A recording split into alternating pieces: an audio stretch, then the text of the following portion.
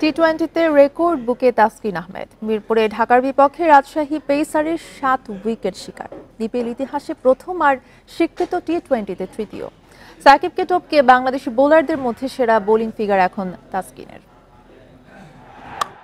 And it's up in the air, there's a fielder coming around, getting number 7!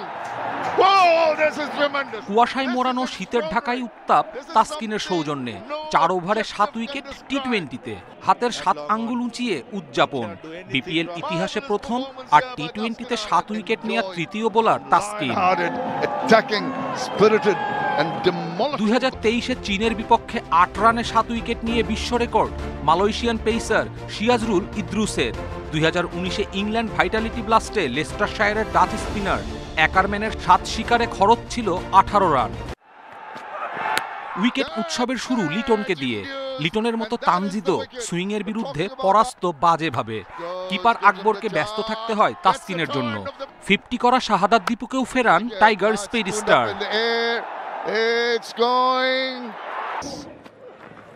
Chaturanga de Silva Alauddin Babu তাসকিনের pace বৈচিত্র্যের ফাঁদে আটকেছেন। BPL ক্যারিয়ারে Pfeiffer পূর্ণ হয় দ্বিতীয়বার।